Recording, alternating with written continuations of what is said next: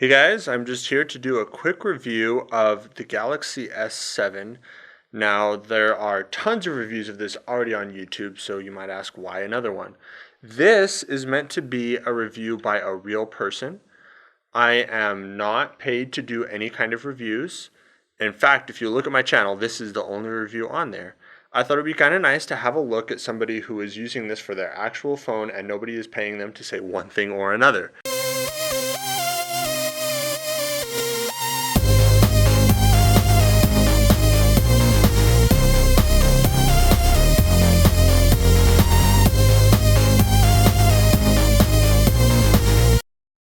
So, starting with the outside, this is actually a very beautiful phone.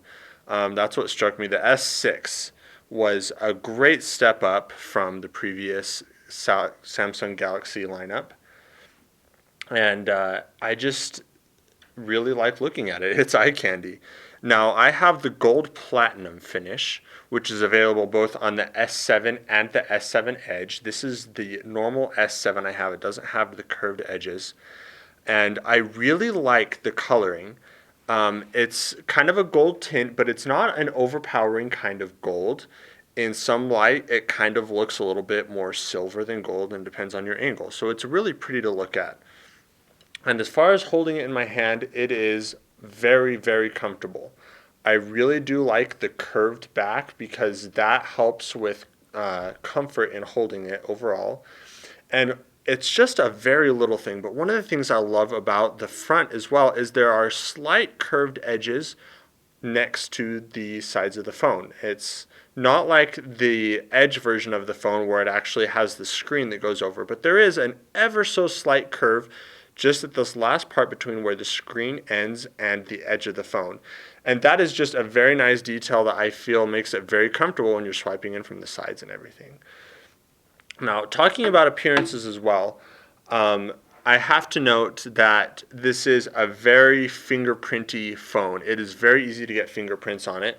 The back especially attracts fingerprints. You may or may not be able to see some fingerprints I've already gotten on it. I cleaned it off just before making the video, and I've already got some fingerprints from picking it up. So that is a downside. I actually have purchased a case, so fingerprints on the back won't be as much of an issue. On the front here, on the top and bottom bezel, I will get a little bit of fingerprinting on there, but I don't mind it too much. It's not the sort of thing that is extremely visible. Yes, they're there, but I don't find it distracting personally. Something that I also really like is the always on display. It is a really cool feature that just kind of lets me see what's going on at a glance, and it's very customizable. I just have it on the default setting to show me the date, the battery percentage, and the clock, and if there are any outstanding notifications, if I've gotten any emails or text messages or missed calls or anything like that. It will also show the number of notifications I have below the clock, which is really nice. You can customize it to show images, you can customize it to show a full calendar. There are many different options for it.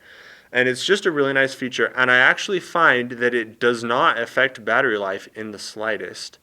Okay, now that I've talked a little bit about the outside of the phone and the appearance of it, let's jump into software and usability. Now, one of the things that jumped out really strongly to me coming from the Galaxy S5 is this fingerprint reader. It is absolutely fabulous. It is very fast, and I have never been delayed getting into my phone at all. With the S5, it had a swipe style fingerprint reader that was awful, to say the least. I really appreciate how fast it unlocks, and it's incredible. And just one thing that I kind of like about it is the speed at which it gets you to the home screen. The iPhone 6s has a similarly fast fingerprint reader. However, it takes longer to get to the actual home screen because it has a whole big hoopla of an entrance animation, which is pretty cool looking, I must admit. But if you really just need that extra half second, and if you do, you really need to re-examine your schedule, this will get you into your phone a little bit faster. So let's jump back in here again. Now, this is the TouchWiz home screen. I've actually left it on the default theme here.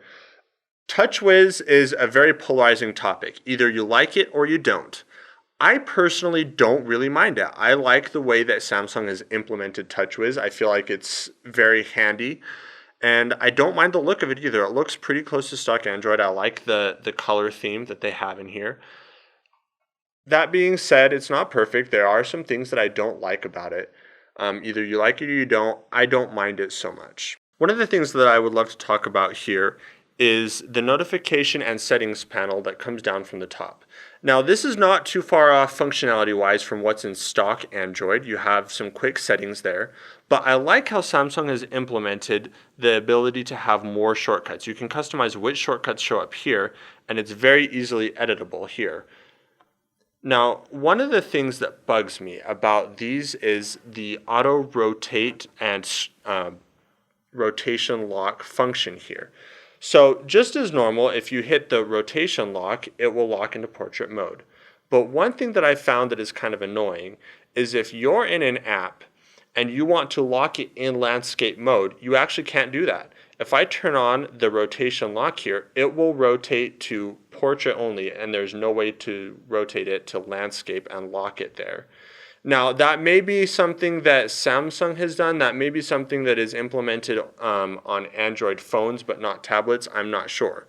But whoever is to blame, I don't really like that feature very much. I wish that I could lock it in the horizontal position. Now, that being said, that is a very, very minor complaint. As far as usability overall goes, though, this phone is very nice to use. The screen is beautiful and it is fast. I have not been found wanting as far as speed at all yet, especially in the Gear VR context. It is very necessary, which, by the way, I must say is incredible. The virtual reality experience that Samsung has made based on a phone is impeccable. Resolution on this phone is Quad HD, which means that to the eye, it is very crisp and clear. But where you really see the difference is in the virtual reality context. In VR, yes, you can see pixels and it's not the highest resolution, but I definitely don't feel like it's a distracting thing with the pixel density that this phone has. And I can talk more about that in another video, perhaps. Now, I cannot talk about the S7 without mentioning the camera. The camera on this is incredible. It launches incredibly fast, and it does very well in low light situations. One of the things that I have particularly fallen in love with already with this camera is the Pro mode right here. Pro mode really unlocks a whole bunch of features that I find very helpful. It lets you customize almost every aspect of the camera if you know photography. It lets you customize shutter speed, ISO, white balance. It lets you use manual focus. The only setting I'm really missing here is aperture size, which is kind of a lot to ask for a camera so small that it can fit onto a phone. But in order to compensate for that, they have given us a gain control, which may or may not come in useful. If I'm shooting in RAW, which this camera does do, I don't really need that quite as much. I can just use Camera Raw to edit exposure afterwards. But overall, I have been very pleased with the speed and the quality of this camera. Image stabilization and focusing is incredibly fast on it. So I really appreciate that. Now, another hot topic with the Galaxy S7 is battery life. Battery life has always been a huge thing for smartphone owners because, in all honesty, we took a huge step back when it came to smartphones.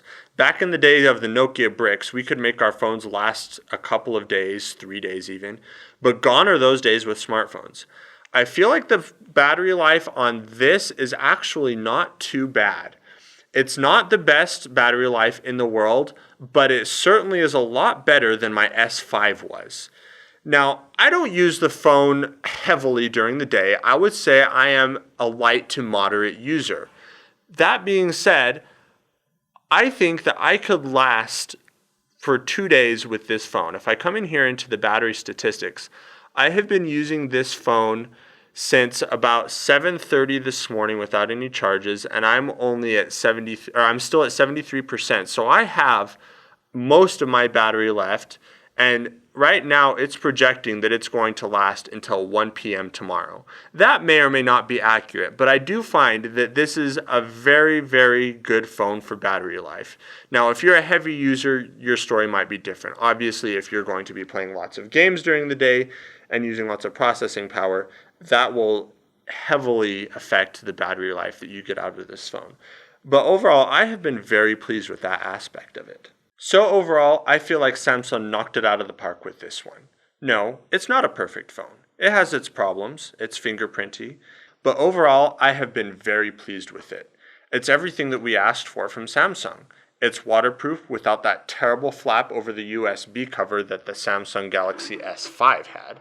It has expandable storage, it has a beautiful screen, and it has an even more beautiful camera. Overall, I am very pleased with it, and I felt like it was important to give this review because I am a real owner of this. I am not being paid to make any reviews or any comments. So, hope you enjoyed it. Hope it was informative. If you have any questions about what I've talked about in my video, go ahead and comment and I will get back to you with what I know. Thanks and have a wonderful day.